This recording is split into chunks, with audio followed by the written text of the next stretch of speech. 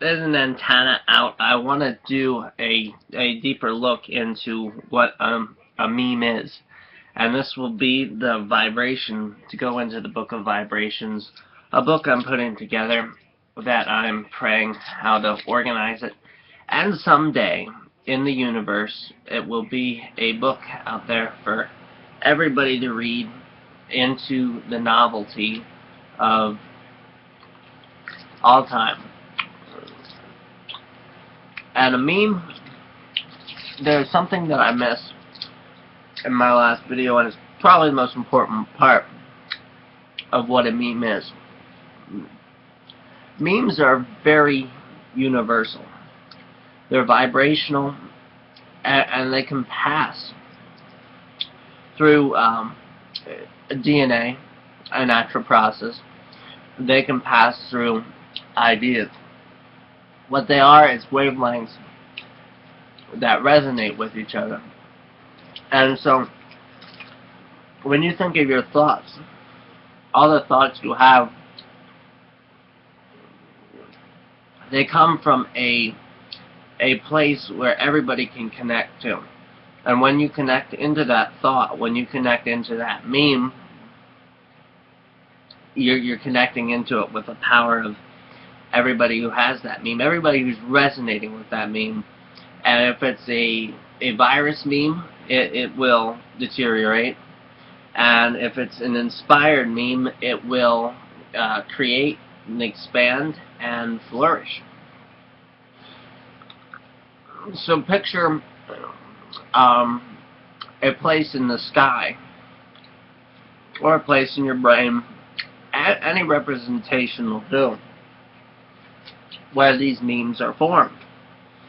Maybe a meme of jumping rope, a meme of the foods you eat, buying the Mamba, just in the same way somebody will buy Pepsi or Coke, or Sierra Mist just started.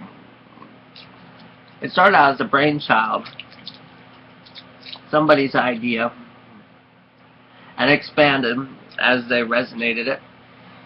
And the idea of Sierra Mist was so universal, all the forces of the universe aligned from that collective connection of the meme, that it was an actual archetype that now resonates with us all. The Sierra Mist is another choice to either a Pepsi or a Coke. The archetypes live in the memes, because the meme is a behavior pattern, and it grows legs. It has an attracting force to it. It has a resonating force. It'll attract back to it everything that it resonates with. As you sow, you shall reap. What comes around goes around. Karma is law of attraction, law of resonance. So you can put together these memes like this is what the book of vibrations is. The vocabulary that you have. I was just watching Bill O'Reilly, and I applied this to him after the election. And he goes and he finds all these stories on the internet after the election, and there's stories about him lamenting and comparing him to white supremacy.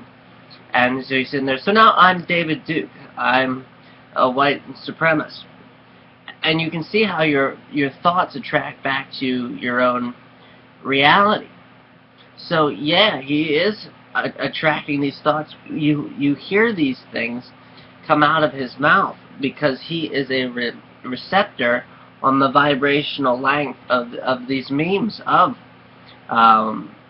white supremacy and of the archetypical lamenting Republican after the election. So the memes, sometimes in a religious context, will accompany each other. When you say, well, we have to have such a belief system, and we all have to adhere to these beliefs, a lot of viruses are involved in what is inspired because they're not inspired. Some of them are virus. And so when you beat your head against the wall within the conframes of these beliefs, you're not in any way looking to expand.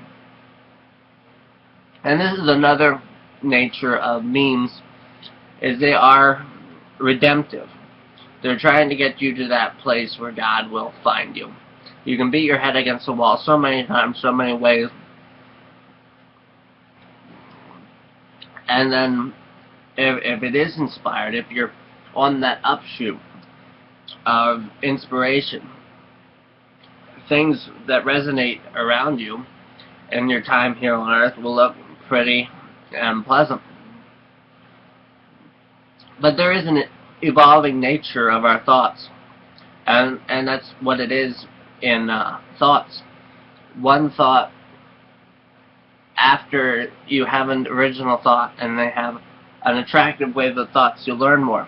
Ask and you shall receive, seek and you shall find, knock and it will be opened unto you.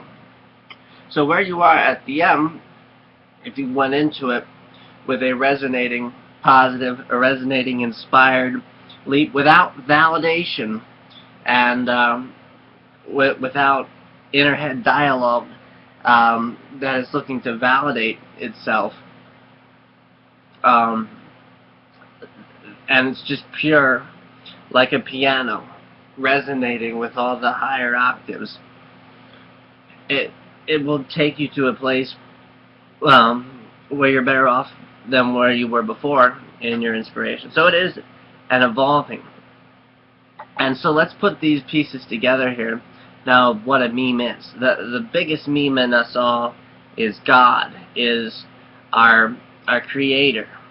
But these are different vibrations between the creator, God. I watched on Wife Swap, the religious Christian ladies, they didn't like the term higher power. A lot of what you put into your belief by the words that you connect your head are very vibrational. So each of these has a different vibration. Like providence and kingdom are good Christian words, and even Christian and religious has its own vibration to it. So when these memes live in us, when God lives in us, there is an algorithm, there is redemption, and there is a movement, there is a story, and there's much horsepower to that, because it shows up in evidence, and resonance precedes manifestation. So this is something. And then if there is no God, there is